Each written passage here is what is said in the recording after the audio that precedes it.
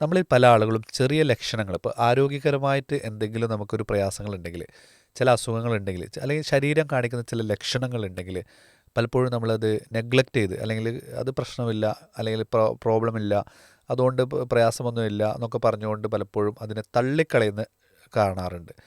ചില ലക്ഷണങ്ങൾ ചിലപ്പോൾ നമുക്കതൊരു വലിയ അസുഖത്തിൻ്റെ ചില തുടക്കത്തിലുണ്ടാകുന്ന കാര്യങ്ങളായിരിക്കാം. അതിലേറ്റവും പ്രധാനമായ ഒന്നാണ് നമ്മൾ മറ്റു കാരണങ്ങളൊന്നും ഇല്ലാതെ നമ്മൾ വെയിറ്റ് കുറയുക എന്നുള്ളത്. നമ്മുടെ ശരീരഭാരം ഇപ്പോൾ നമുക്ക് ഷുഗർ ഇല്ലാത്ത ഒരാളാണ്, മറ്റു അസുഖങ്ങളൊന്നുമില്ല, പക്ഷേ കുറഞ്ഞു കുറഞ്ഞു വരുന്നു, മറ്റു റീസണൊന്നും ഇല്ലെങ്കിൽ ഈ ഒരു ശരീരഭാരം കുറയുന്നതിന് എന്തെങ്കിലും റീസൺ ഉണ്ടോ എന്നുള്ളത് നമ്മളൊന്ന് നിർബന്ധമായിട്ടും ഒന്ന് അനലൈസ് ചെയ്യേണ്ട അല്ലെങ്കിൽ അതിന് കാരണങ്ങളുണ്ടോ എന്നുള്ളതൊന്ന് ശ്രദ്ധിക്കേണ്ടതാണ്.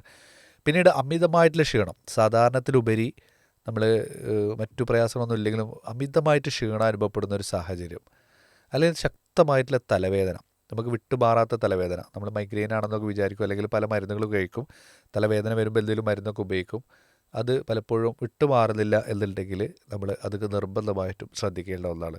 പിന്നീട് നമ്മുടെ കഫത്തിലൊക്കെ ഉണ്ടാകുന്ന ചോര, ഒരു ബ്ലഡ് ഇതായിട്ടുള്ള ഇടയ്ക്കിടയ്ക്കൊക്കെ തുപ്പുമ്പോഴൊക്കെ ബ്ലഡ് വരുന്നു, പക്ഷേ അത് നമ്മൾ വളരെ നിസ്സാരമാക്കി പല ആളുകളും കാണാറുണ്ട്.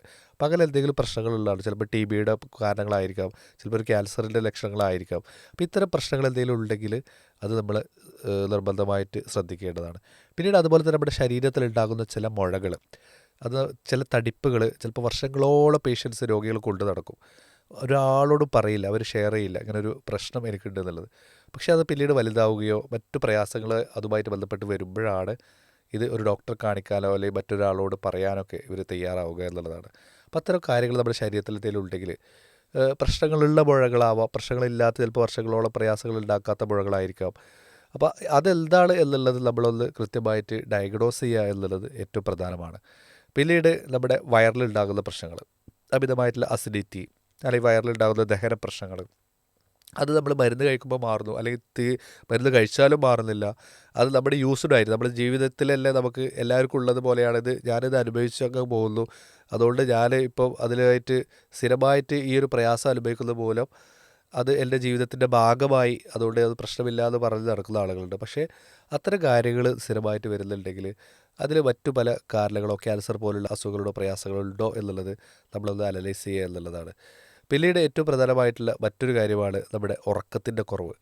അമിതമായിട്ട് നമ്മുടെ ഒരു ഉറക്കക്കുറവ് പ്രശ്നങ്ങളും വിട്ടുമാറാതെ നിൽക്കുന്നു. നമ്മൾ ചിലപ്പോൾ ചില മരുന്നുകളോ ചില പൊടിക്കൈകളൊക്കെ ഉപയോഗിക്കുമ്പോൾ ചിലപ്പോൾ ചില ഉറക്കം കൃത്യമാവും, അല്ലെങ്കിൽ കുറച്ച് കഴിഞ്ഞാൽ വീണ്ടും നമുക്ക് ഈ ഒരു ഉറക്കത്തിൻ്റെ കുറവ് നമ്മൾ പിന്നെ ഉറങ്ങാതെ നമുക്കതൊരു ശീലമായി, രാത്രി ഉറങ്ങിയിട്ടില്ലെങ്കിലും പകൽ എനിക്കൊരു പ്രശ്നമില്ല എന്ന് പറഞ്ഞ് നടക്കുന്ന ആളുകളുണ്ട് പലപ്പോഴും.